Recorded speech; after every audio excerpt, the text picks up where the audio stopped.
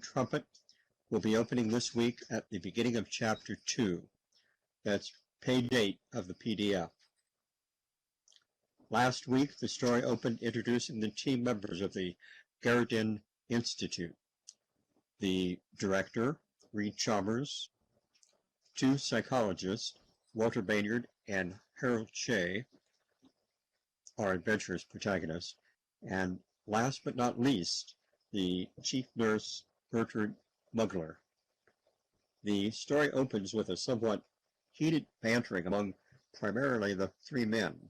The director, Reed Chalmers, gives us an introductory taste of the discussion on page 3 when he states, "I've told you how I checked my premise that the world we live in is comprised of impressions received through the senses. But there is an infinity of possible worlds, and if the senses can be attuned to receive a different series of impressions, we should infallibly find ourselves living in a different world."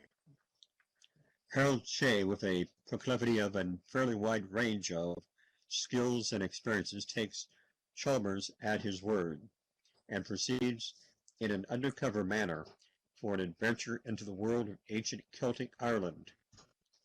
So this brings us to Chapter 2. I've previously stated I sense we as a sci-fi loving cadre have a splendid opportunity to upscale. We are veteran participants who know this SL sci-fi event to be a teaching and very fun story enacting venue. EJ, Claude, Vetty have set up an avenue to acquire, exchange, and hone performance skills that lead to and engage right action. For this and much more, I am very grateful. It's my intention to encourage everyone here, and especially all our actors, communicating heads-up notices to those eminently doing performances, and giving and requesting any insights pertinent to this weekly presentation of the Roaring Trumpet. Of course, comments and suggestions, especially of the bigger picture variety concerning any and all the stories presented, are welcome. Any questions, requests for acting roles or story scripts should be addressed to Vetty and or any of the story directors. Presently, that includes Badir with Birds of a Feather, Muscle Spark with The Defenders, Starananda with I'd Give a Dollar, and myself with The Roaring Trumpet. And with that, it's my pleasure to introduce and call to the stage this week's cast. Bajoff as Harold Shea, Laura Lila as our narrator,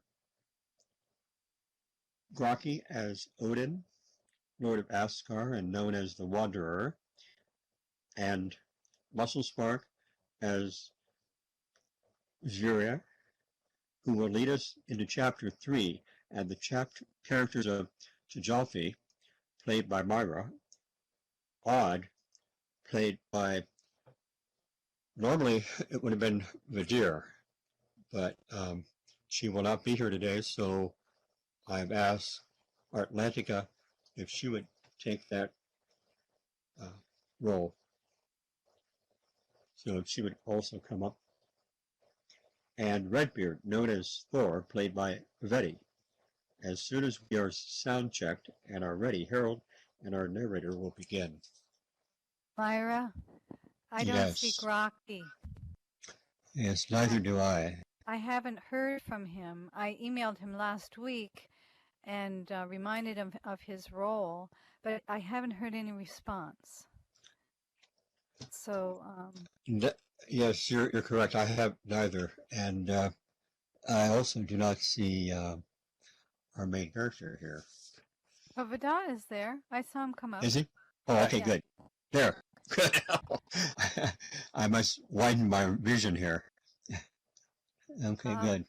So who did Graki play? He plays the Wanderer. He's one of our main characters. And okay. So I may need to ask Rocky, do you have a script? Yeah, I've got 4 parts in the play. Okay, since you're not up today, if you could take Rocky's role as the Wanderer, it's mostly chapter 2, which is fairly short. Okay.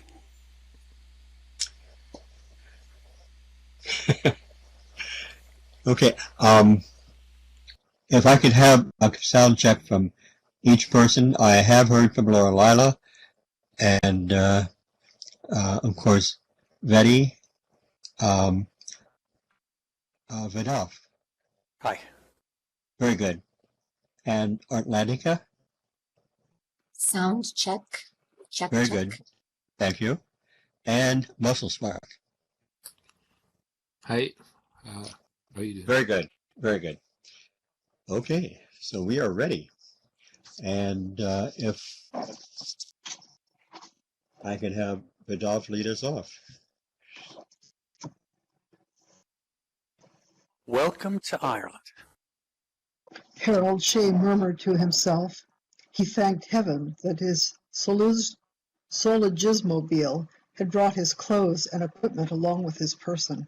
It would never have done to have been dumped naked into this freezing landscape. The snow was not alone responsible for the grayness. There was also a cold, clinging mist that cut off vision at 100 yards or so. Ahead of him, the track edged leftward around a little mammary of a hill, on whose flank a tree rocked under the melancholy wind. The tree's arms all reached in one direction, as though the wind were habitual. Its branches bore a few leaves as gray and discouraged as the landscape itself. The tree was the only object visible in that wilderness of mud, grass, and fog. Shea stepped toward it. The serrated leaves bore the indentations of the northern scrub oak. That only grows in the Arctic Circle, he thought. He was bending closer for another look when he heard the clop squash of a horse's hoofs on the muddy track behind him. He turned. The horse was very small, hardly more than a pony, and shaggy, with a luxuriant tail blowing around its withers. On its back sat a man who might have been tall had he been upright, for his feet nearly touched the ground. But he was hunched before the icy wind driving in behind. From saddle to eyes he was enveloped in a faded blue cloak. A formless slouch hat was pulled tight over his face, yet not so tight as to conceal the fact that he was full-bearded and gray. Shea took a half-dozen quick steps to the roadside. He addressed the man with the phrase he had composed in advance for his first human contact in the world of Irish myth. The top of the morning to you, my good man. And would it be fair to the nearest hostel? He had meant to say more, but paused uncertainly as the man on the horse lifted his head to reveal a proud, unsmiling face, in which the left eye socket was unpleasantly vacant. Shea smiled weakly, then gathered his courage and plunged on. It's a rare bitter December you do be having in Ireland. The stranger looked at him with much the same clinical detachment he himself would have given to an interesting case of schizophrenia, and spoke in slow, deep tones.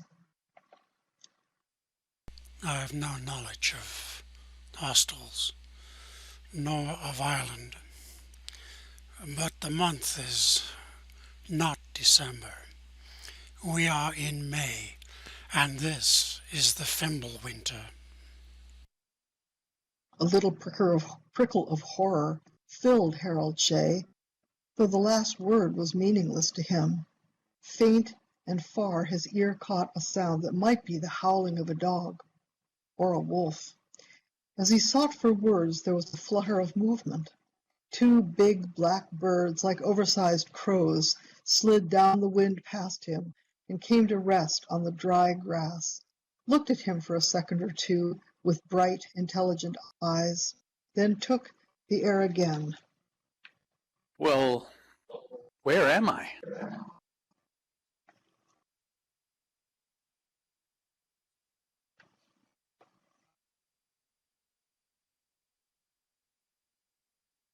at the wings of the world by Midgard's border. Where in the hell is that?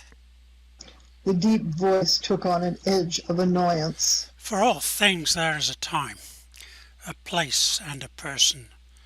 There is none of the three for ill-judged questions and empty jokes.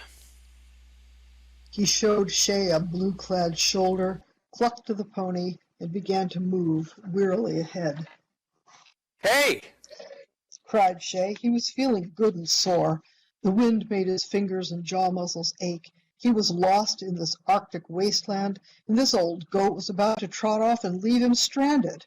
He leaned forward, planting himself squarely in front of the pony. What land of a runaround is this anyway? When I ask someone a civil question, I expect an answer. The pony had halted, its muzzle almost touching Shay's coat. The man on the animal's back straightened suddenly so that Shay could see he was very tall indeed, a perfect giant. But before he had time to note anything more, he felt himself caught and held with an almost physical force by that single eye. A stab of intense, burning cold seemed to run through him, inside his head, as though his brain had been pierced by an icicle. He felt rather than heard a voice which demanded,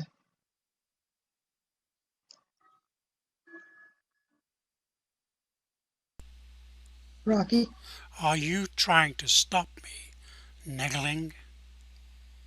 for his life, Shay could not have moved anything but his lips. No. That is, I just wondered if you could tell me how I could get somewhere where it's warm. The single eye held him unblinkingly for a few seconds. Shay felt that it was examining his inmost thoughts. Then the man slumped a trifle so that the brim of his hat shut out the glare, and the deep voice was muffled. I will be tonight at the house of the Bonda Sver, which is the crossroads of the world. You may follow. The wind whipped a fold of his blue cloak, and as it did so, there came, apparently from within the cloak itself, a little swirl of leaves. One clung for a moment to the front of Shay's coat. He caught it with numbed fingers, and saw it was an ash leaf, fresh and tender, with the bright green of spring, in the midst of this howling wilderness where only Arctic scrub oak grew. Shay let the pony pass and fell in behind, head down, collar up, hands deep in pockets, squinting against the snowflakes. He was too frozen to think clearly, but the logical formulas had certainly thrown him into another world. But he hardly needed the word of old Whiskers that it was not Ireland. Something must have gone haywire in his calculations. Could he go back and recheck them? No. He had not the slightest idea at present what might have been on those 6 sheets of paper. He would have to make the best of his situation. But what world had he tumbled into? A cold, bleak one, inhabited by small, shaggy ponies and grim, old, blue-clad men with remarkable eyes. It might be the world of Scandinavian mythology. She knew very little about such a world, except that its number one guy was someone named Odin or Woden or Wotan, and there was another god named Thor who threw a sledgehammer at people he disliked. Shay's scientific training made him doubt whether he would actually find these gods operating as gods with more than human powers, or, for that matter, whether he would see any fabulous monsters. Still, that stab of cold through his head and that handful of ash leaves needed explaining. Of course, the pain in his head might be an indication of incipient pneumonia, and old Whiskers might make a habit of carrying ash leaves in his pocket, but still, the big black birds were keeping up with them. They didn't seem afraid, nor did they seem to mind the ghastly weather. It was getting darker, though in this landscape of damp blotting paper, Shay could not tell whether the sun had set. The wind pushed at him violently, forcing him to lean into it. The mud on the path was freezing, but not quite gelid. It had collected in yellow gobs on his boots. He could have sworn the boots weighed 30 pounds apiece, and they had taken in water around the seams, adding clammy socks to his discomfort. A clicking sound, like a long roll of castanets, made him wonder, until he realized it was caused by his own teeth. He seemed to have been walking for days, though he knew it could hardly be a matter of hours. Reluctantly, he took one hand from his pocket and gazed at his wristwatch. It read 9:56, certainly wrong. When he held the watch to a numbed ear, he discovered it had stopped. Neither shaking nor winding could make it start. He thought of asking his companion the time, but realized that the rider would have no more accurate idea than himself. He thought of asking how much farther they had to go, but he would have had to make himself heard over the wind, and the old boy's manner did not encourage questions. They plodded on. The snow was coming thickly through the murky twilight. Shay could barely make out the figure before him. The path had become the same neutral gray as everything else. The weather was turning colder. The snowflakes were dry and hard and stinging and bouncing where they struck. Now and then an extra puff of wind would snatch a cloud of them from the moor, whirling it into Shay's face. He would shut his eyes to the impact, and when he opened them, find he had blundered off the path and have to scurry after his guide. Light. He pulled the pack around in front of him and fumbled in it until he felt the icy touch of the flashlight's metal. He pulled it out from under the other articles and pressed the switch button. Nothing happened, nor would shaking, slapping, or repeated snappings of the switch produce any result. In a few minutes it would be too dark for him to follow the man on the pony by sight alone. Whether the old boy liked it or not, Shay would have to ask the privilege of holding a corner of his cloak as a guide. It was just as he reached this determination that something in the gait of the pony conveyed a sense of arrival. A moment more and the little animal was trotting, with Shay stumbling and skidding along the fresh snow behind as he strove to keep pace. The pack weighed tons, and he found himself gasping for breath, as though he were running up a 45-degree angle instead of on an almost level path. Then there was a darker patch in the gray darkness, the dark gray universe. Shay's companion halted the pony and slid off. A rough-hewn timber door loomed through the storm, and the old man banged against it with his fist. It opened, flinging a flood of yellow light out across the snow. The old man stepped into the gap, his cloak vividly blue in the fresh illumination. Shay, left behind, croaked a feeble, Hey! "Hey," just managing to get his foot in the gap of the closing door. It opened full out, and a man in baggy homespun tunic peered out at him, his face rimmed with drooping whiskers. Well, May I come in? come on, come on. Don't stand there letting the cold in. Shay stood in a kind of entry hall, soaking in the delicious warmth. The vestibule was perhaps 6 feet deep. At its far end, a curtain of skins had been parted to permit the passage of the old man who preceded him. The bonder, Sver, Shay supposed this would be his host, pulled them still wider.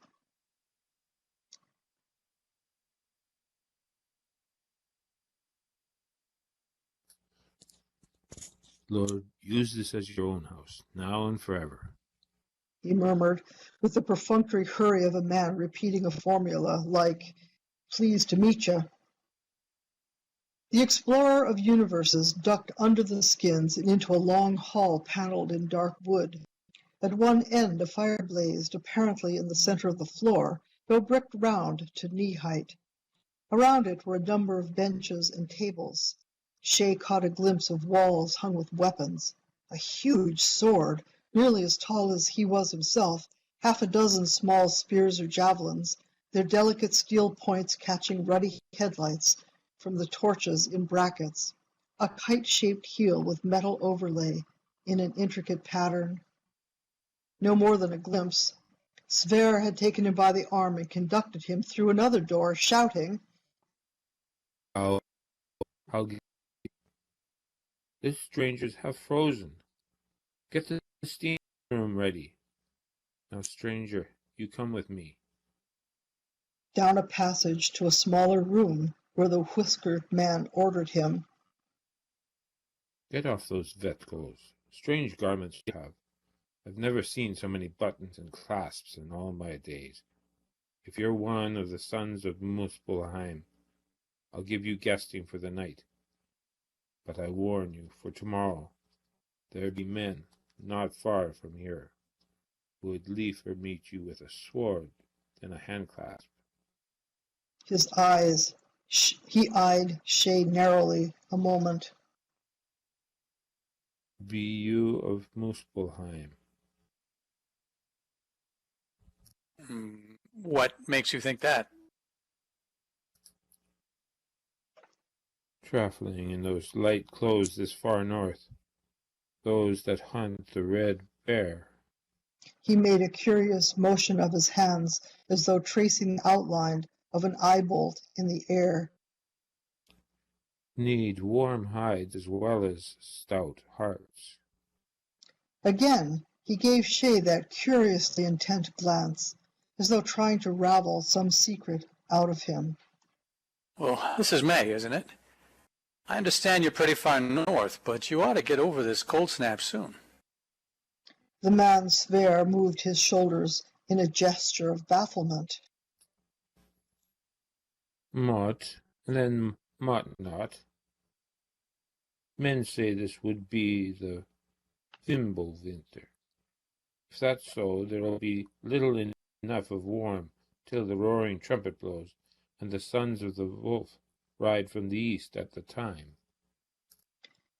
Shay would have put a question of his own, but Sverre had turned away grumpily.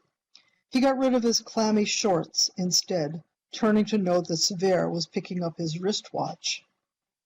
That's a watch. He offered in a friendly voice. A thing of power. Sverre looked at him again, and then a smile of comprehension distended the wide beard as he slapped his knee. Of course, might have known. You came in with the Wanderer. You're all right. One of those southern warlocks. From somewhere he produced a blanket and whisked it around Shay's nude form. This way now.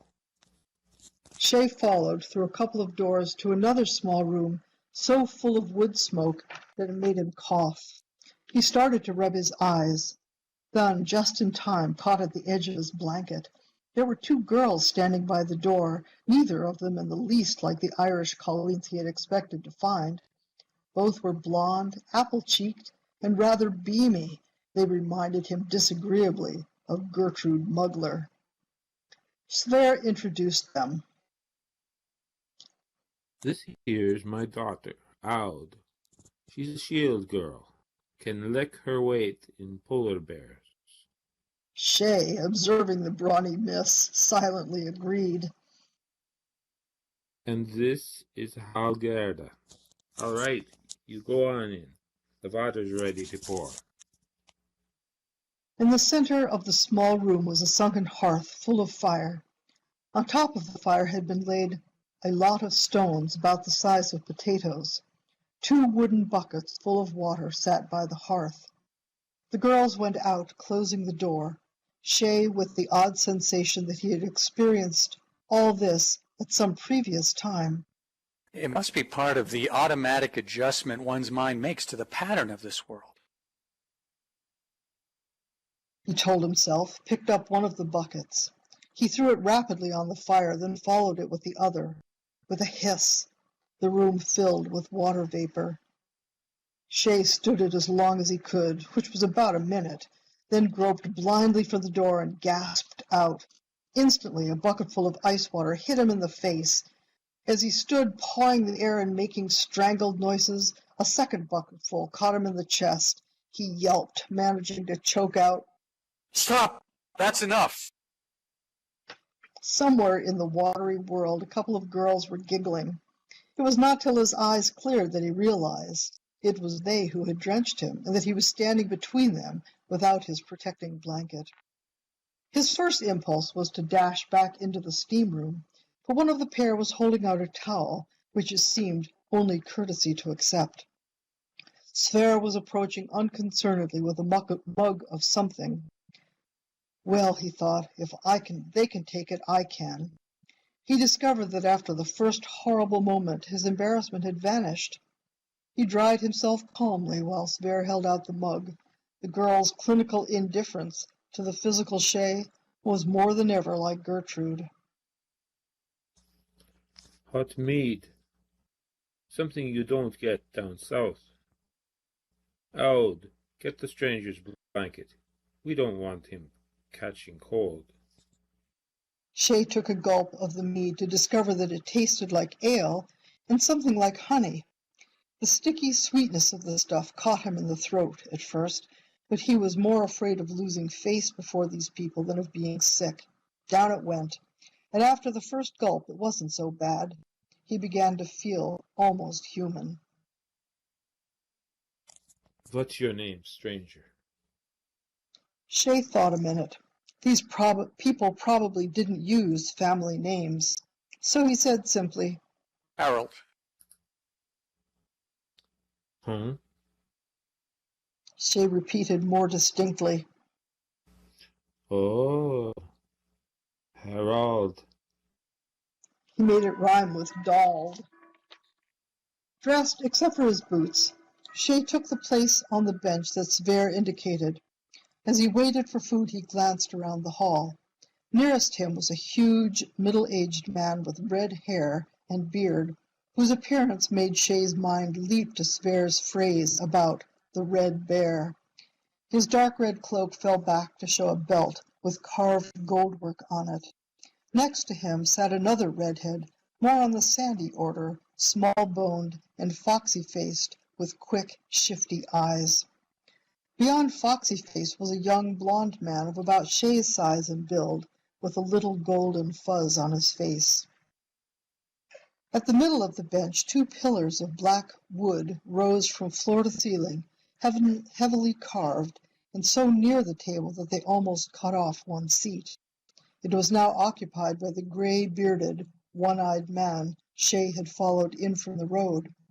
His floppy hat was on the table before him, and he was half leaning around one of the pillars to talk to another big blond man, a stout chap whose face bore an expression of permanent good nature, overlaid with worry.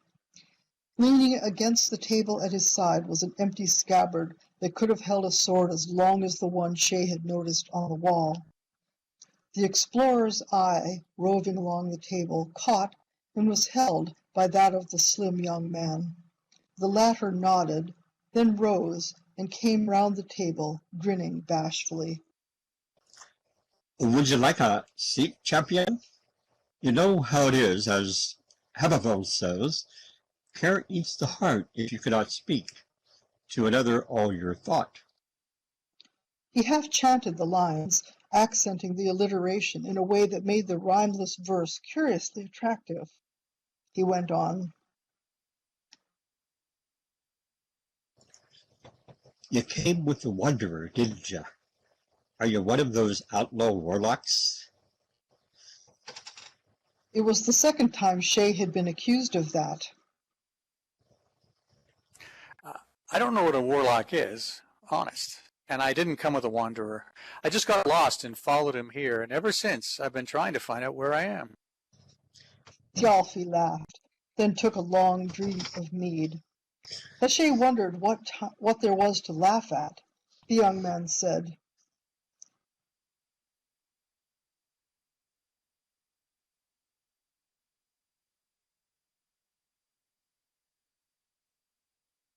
Thjalfi?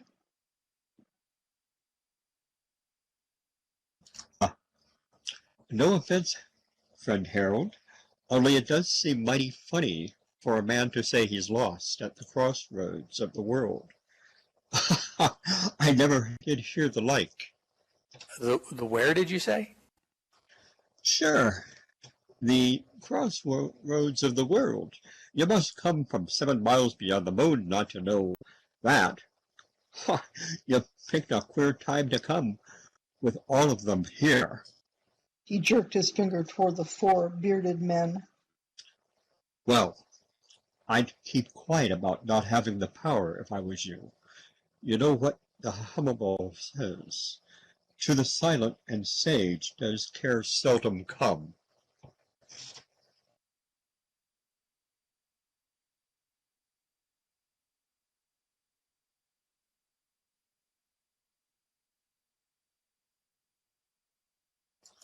Isn't there another line there?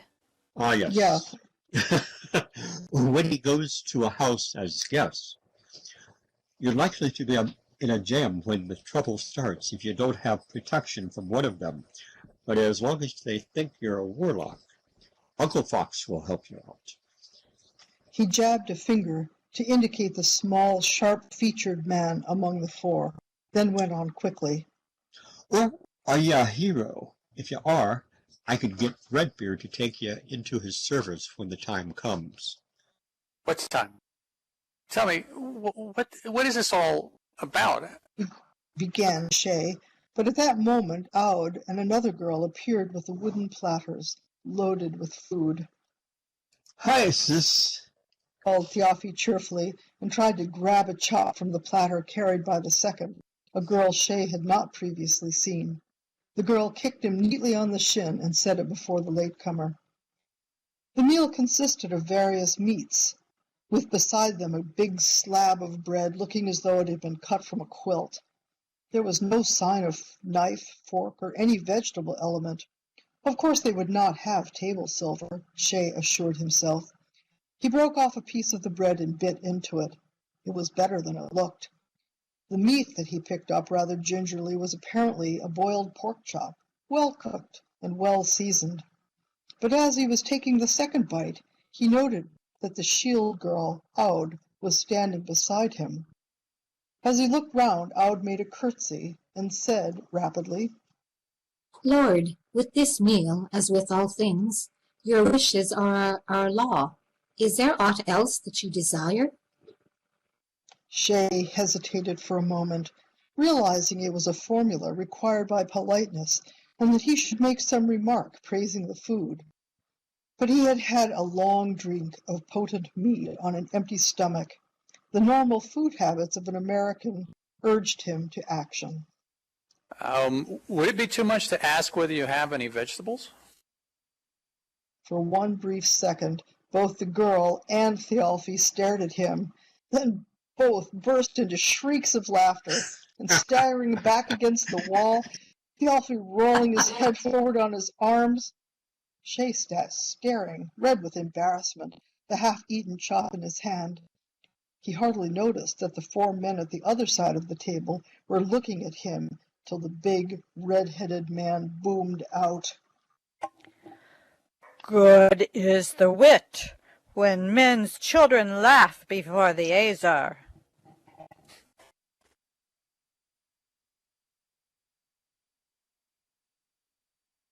Now, Thagilfi, you shall tell us what brings this lightness of heart.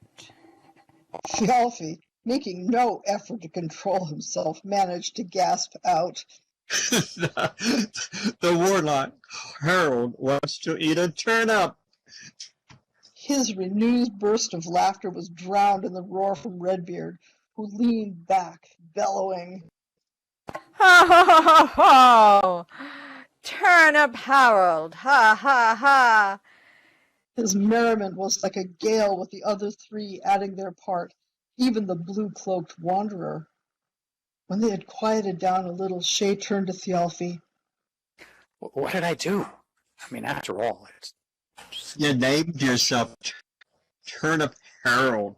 I'm afraid you spoiled your chance of standing under Redbeard's banner at the time. Who'd want a hero that eat turnips? In Asgard, we used them to fatten hogs. But You didn't know better. Well, now your only chance is Uncle Fox. You can thank me for saying you're a warlock. Besides, he loves a good joke. The only humorous in the lot of them, I always say. But eating turnips, that's the funniest thing I've heard since the giant tried to marry the hammer thrower. Shay, a trifle angry and now completely mystified, turned to ask explanations. Before he could frame the words, there was a pounding at the door. Sverre admitted a tall man, pale, blond, and beardless, with a proud, stately face and a huge golden horn slung over his back. There's another of them. That's Hemdall. I wonder if all 12 of them are meeting here. Who the devil are they? Shh!